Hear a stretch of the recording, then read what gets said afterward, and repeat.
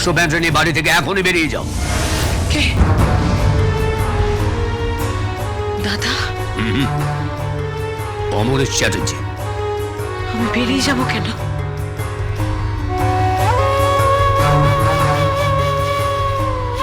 কারণ তোমার মুখোশ খুলে গেছে। আমরা একটা ব্যাপারে নিশ্চিত হয়ে গেছি যে তুমি আর যেই হও, তুমি কোনো সন্তানের মা হতে পারো না। তুমি কোনো সন্তানের মা হতে পারো না, তোমার সে যোগ্যতা নেই। কি বলছেন? কি? ঠিকই বলেছি, ঠিকই বলেছি। রাখি উঠতে বসেছিল আর তুমি নিজের ঘরে বসে আছো। তোমার লজ্জা করছে না? তুমি একটা স্বার্থপর বিবেকহীন মেয়ে। তুমি আর যেই হও, তুমি কখনো রাখি বন্ধনের মা নও, মা হতে পারো না। চলো বেরিয়ে চলো, বেরিয়ে চলে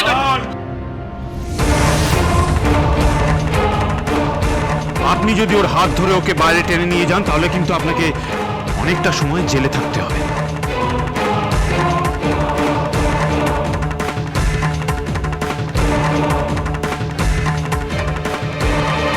মহিলাদের সম্মান করতে শিখুন মিস্টার অমরেশ চ্যাটার্জি।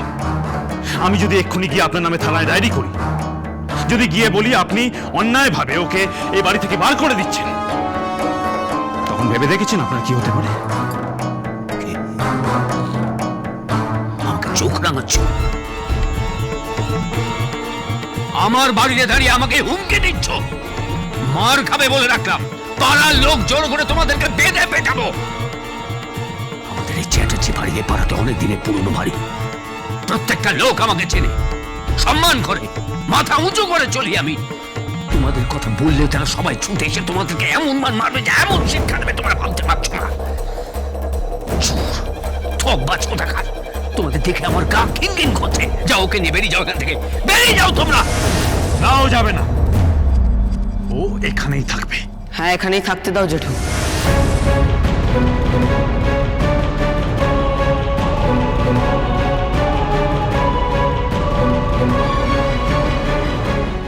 বন্ধন? হ্যাঁ, এখানেই থাকুক। একদিন না একদিন তো উনি নিজের মুখে স্বীকার করবেন যে উনি বন্ধনের মা নন, রাখির মা নন, আমাদের মা নন। সেই দিনটার জন্য আমি অপেক্ষা করব, অপেক্ষা করব। বন্ধন, বন্ধন, বন্ধন, আমি তোর মা, আমি রাখির মা, আমি তোদের মা, আমি সাথী চ্যাটার্জি। বিশ্বাস কর, আমি সাথী চ্যাটার্জি।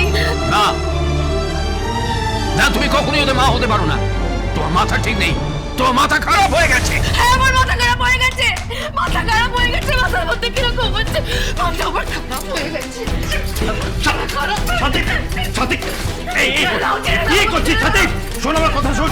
আরে তুই শান্ত হ, শান্ত হ। ওকে সামলাও, তোমাকে ওকে সামলাও। তোর মাথা যন্ত্রণা ছেড়ে যায়। মাথা খারাপ, সাথে ছেড়ে যায়। শান্ত হ প্লিজ। হচ্ছে সাথে। শোনো, তোমার বোনকে কোনো মানসিক চিকিৎসালয়ে পাঠিয়ে দাও। চল বন্ধু। মাথা খারাপ হয়ে গেছে আমার, মাথা খারাপ। সাথী কি হচ্ছে? এরকম করিস না। সাথী কি হচ্ছে? শান্ত হ, মাথা খারাপ হয়ে গেছে। শান্ত হ, শান্ত হ। কি হচ্ছে সব?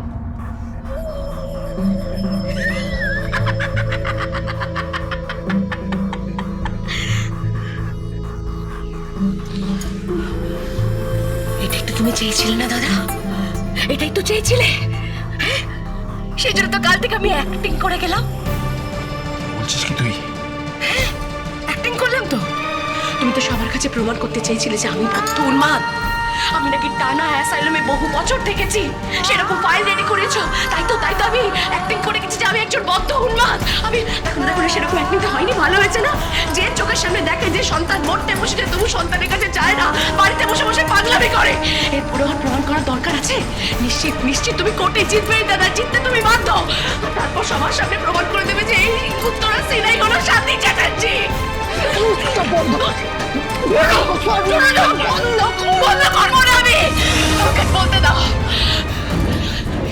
তারপর আমি কোটি কোটি টাকা পাবো, আর সেই সমস্ত কিছু তোমার নামে তুমি লিখিয়ে নিয়ে এই জমির ওপর দাঁড়িয়ে তুমি মালিক হবে, কর্তৃত্ব বানাবে। এটাই তুমি চেয়েছিলে তাই না? এটাই পাবে, এটাই।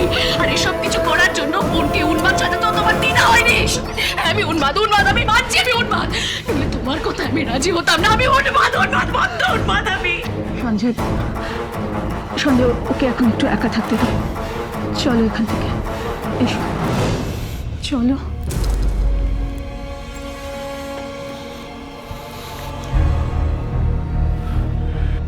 দেখ বোন, তুই যেটা করলি তার জন্য তোকে অসংখ্য ধন্যবাদ। আমি জানি তুই রাখিকে সন্তান হিসাবে মানতে পারিস না, আর মানতে পারবি বা কি করে? তুই তো বিয়েই করিসনি। কোন কালে শুনেছিলাম তোর একজন ভালোবাসার লোক আছে, তাকে আমি কোনোদিন চোখেও দেখিনি। যাই হোক, তুই চিন্তা করিস না, আমি ধুমধাম করে তোর বিয়ে দেব। অনেক বড় জায়গায় তোর বিয়ে হবে, তুই ভালো করে সংসার করবি। হ্যাঁ, শুধু কোর্টে কেসটা উতরে দে প্লিজ। চলো। আর হ্যাঁ, থ্যাংকস এগেন এত অসাধারণ একটা উন্মাদের অভিনয়ের জন্য।